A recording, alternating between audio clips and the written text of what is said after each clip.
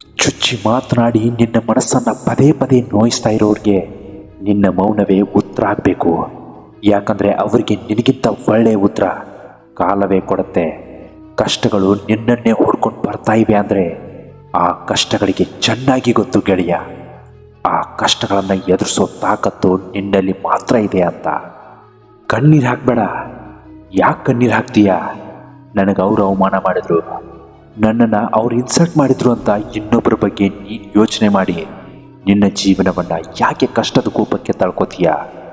ಅವಮಾನ ಮಾಡಿದವರಿಗೆ ಈಗ ತಿಳಿಯೋದಿಲ್ಲ, ಆದರೆ ಅದರ ನೋವು ಎಷ್ಟು ಅಂತ ಕಾಲಚಕ್ರ ಉರುಳಿ ಅವರ ಬಳಿಯೇ ಬಂದು ನಿಂತಾಗ ಅದರ ಬೆಲೆ ಆಗ ಅವ್ರಿಗೆ ಗೊತ್ತಾಗತ್ತೆ. ಮನುಷ್ಯ ಹಾಳಾಗುವುದು ಎರಡೇ ವಿಷಯಗಳಿಂದ. ಮೊದಲನೇದು ಯಾರೋ ಹೇಳಿದ್ದನ್ನು ಕೇಳಿ, ಇನ್ನು ಎರಡನೇದು ಕೇಳಿದ್ದನ್ನು ಇನ್ನೊಬ್ಬರಿಗೆ ಹೇಳಿ. ಮೈ ಡಿಯರ್ ಫ್ರೆಂಡ್, ಯಾವುದೇ ಕಾರಣಕ್ಕೂ ನೀನು ಬೇರೆಯವರಿಗೆ ಕೆಟ್ಟವರಾಗಿ ಕಂಡರೂ ಪರವಾಗಿಲ್ಲ, ನಿನಗೆ ನೀನು ಒಳ್ಳೆಯವನಾಗಿದ್ದರೆ ಸಾಕು. ಯಾಕೆ ಗೊತ್ತಾ? ಈ ಜೀವನ ನಿನ್ನದು, ಬೇರೆ ಯಾರ್ದು ಅಲ್ಲ. ಯಾರೋ ಒಬ್ಬರು ಅನುಭವಸ್ಥರು ಹೇಳ್ತಾರೆ, ಓದಿ ಸ್ಯಾಲ್ರಿ ತಗೋಬೇಕು ಅನ್ಕೋಬೇಡ, ಓದಿ 4 ಜನಕ್ಕೆ ಸ್ಯಾಲ್ರಿ ಕೊಡಬೇಕು ಅನ್ಕೋಬೇಕು ಅಂತ. ಆ ಮಾತು ಖಂಡಿತವಾಗ್ಲೂ ಸತ್ಯ.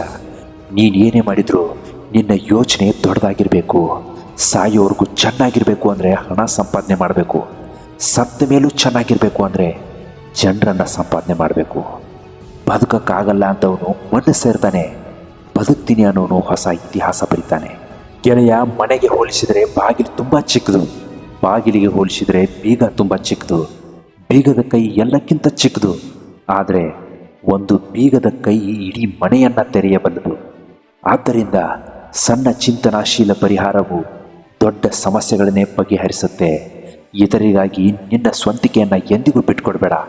ಯಾಕಂದರೆ ಈ ಪ್ರಪಂಚದಲ್ಲಿ ನಿನ್ನ ಪಾತ್ರವನ್ನು ನಿನಗಿಂತ ಚೆನ್ನಾಗಿ ಯಾರೂ ನಿಭಾಯಿಸಲು ಸಾಧ್ಯವೇ ಇಲ್ಲ.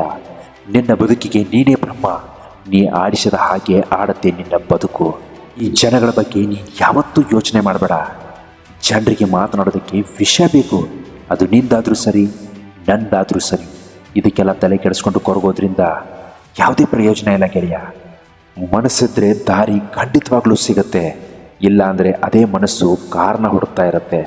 ಸೋತ ಜಾಗದಲ್ಲಿ ಗೆಲ್ಲಬೇಕು, ಅವಮಾನಿಸಿದವರು ಮುಂದೆಯೇ ತಲೆ ಎತ್ತಿ ಬದುಕುವಂತಾಗಬೇಕು.